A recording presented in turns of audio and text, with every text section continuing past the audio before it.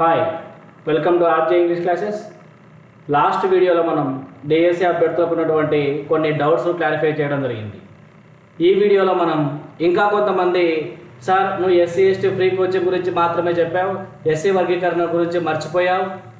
SC వర్గీకరణే కదా మనకు main important, అది రిపోర్ట్ రావాలి కదా, ఎస్సీ వర్గీకరణ ఇంకా పూర్తి కాలేదు కదా, మరి డిఎస్సి నోటిఫికేషన్ ఉంటుందే, ఆ వర్గీకరణ ఇంకా క్లారిటీ లేదు కదా, ఏంటి సార్ అని అంటే ఒక్కసారి మీరు అందరు గమనించాల్సింది ఏంటంటే గవర్నమెంట్ చేతిలో ఉన్నటువంటి అంశాలపైన, గవర్నమెంట్ పరిగణలో ఉన్నటువంటి అంశాలపైన మీరు ఆలోచించకర్లే.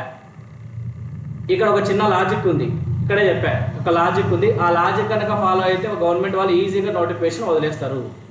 ఏంది సార్ ఆ లాజిక్ అని అంటే మనకు ఎస్సీకి రిజర్వేషన్ సంబంధించి ఎంత పర్సెంట్? 15%. ప్రతి డిస్టిక్లో కూడా ఈ 15% పోస్టులను అలానే పెట్టి దీంట్లోనే కదా మనకు వర్గీకరణ ఏ కానీ, బి కానీ, సి కానీ, డి కానీ చేసేది. మరి ప్రతి జిల్లాలో ఆ 15% పోస్టులను పక్కన పెట్టి నోటిఫికేషన్ ఇప్పుడు ఇచ్చేసి ఆ వర్గీకరణకు సంబంధించి పూర్తి సమాచారం వచ్చిన తర్వాత పోస్టింగ్ ఇచ్చేటప్పుడు కనుక ఇట్లా డివైడ్ చేసి ఇచ్చేస్తారు ఈజీగా. మరి ఈ విధంగా ఫాలో అయితే సమస్య ఎక్కడ వస్తుంది? రాదు కదా. మీకు గవర్నమెంట్ చేసే పనులతో మీకేం పని? కొద్దిగా ఆలోచించండి. ఎందుకు చెప్తున్నానంటే సమయం ఎక్కువగా ఉండదు. ఈ ఆలోచనలు చాలామందికి ఎవరికి ఎక్కువ వస్తున్నాయంటే ఆ సిలబస్ను చూసి భయపడి చదివేది అర్థం కాక ఇలాంటి వాటిపైన మరుగుతుంటారు కొంతమంది. ఎస్సీ వర్గీకరణ ఇంకా ఉందిలే, రాలేదులే, అదే సైకాలజీలో పరిహారం అంటారు కదా, అలా. అసలు మీ ఇవి మైండ్లో పెట్టుకోవద్దండి. గవర్నమెంట్ ఫిక్స్ అయితే ఎంతసేపు ఇవన్నీ లాజిక్ వాళ్ళకు ఏమీ జరగదు. ఈ 15% పోస్టులను కనుక సపరేట్ అట్లే పెట్టి నోటిఫికేషన్ ఇచ్చి ఎగ్జామ్ జరిపి పోస్టింగ్ ఇచ్చే లోపు ఆ వర్గీకరణ పూర్తి అయ్యేలా వాళ్ళు చూస్తారు. అప్పుడు ఆ కేటగిరీకి సంబంధించి వాళ్ళకు సంబంధించింది కదా ఇది, అప్పుడు క్లారిటీ ఇస్తారు వాళ్ళు. ఇప్పుడు ఇక్కడ వచ్చిన సమస్య ఏంది? ఈ చిన్న లాజిక్ ఉంది కదా, ఈ లాజిక్ వాడితే ఏం చేస్తారు అందరూ? నోటిఫికేషన్ వస్తుంది, మీరు చదవండి, సిలబస్ పూర్తి చేయండి, టైం ఉండదు. ఇట్లానే ఇలాంటి న్యూస్లే మీకు నోటిఫికేషన్ వచ్చిన తర్వాత డైలీ ఒకటి వస్తుంటుంది, అప్పుడు కూడా అట్టే చేస్తారా? చదువుతారా?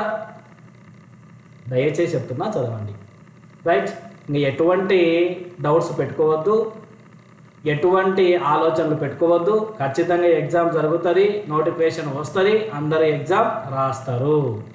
సిలబస్ పూర్తి అయ్యిందా లేదా దానిపైన దృష్టి సాధించండి. క్వశ్చన్ పేపర్ ఏమంత ఈజీగా ఉండదు, చాలా టఫ్గా ఉంటుంది. ఓకేనా? రైట్. ఖచ్చితంగా నోటిఫికేషన్ వస్తుంది, మీరు చదవడం ప్రారంభించండి, సిలబస్ కంప్లీట్ చేసుకోండి. రైట్? మరి అదే మన గ్రూప్లో చెప్పాం ఆల్రెడీ, ఎగ్జామ్స్ పెడతా ఉన్నాం, జాయిన్ కండి. ఇంకో విషయం కూడా ఆల్రెడీ చెప్పాం, కామెంట్ రూపంలో మీరు ఇంగ్లీష్ ప్రిపేర్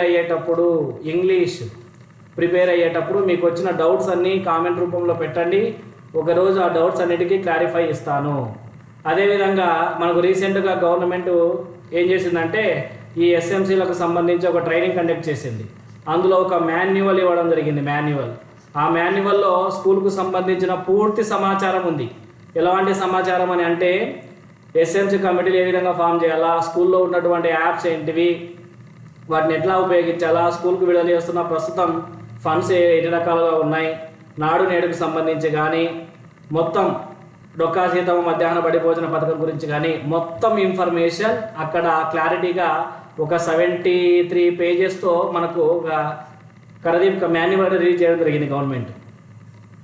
అది కూడా మన గ్రూప్లో తొందరలో పోస్ట్ చేస్తాను. అందరూ కూడా గ్రూప్లో జాయిన్ కండి, గ్రూప్ యొక్క సమాచారాన్ని ఉపయోగించుకోండి. ఎక్కడ ఆగద్దు, ఎక్కడ తగ్గద్దు, డిఎస్సి ఉద్యోగం వైపు మీ పయనం సాగించండి. Right. Thank you so much.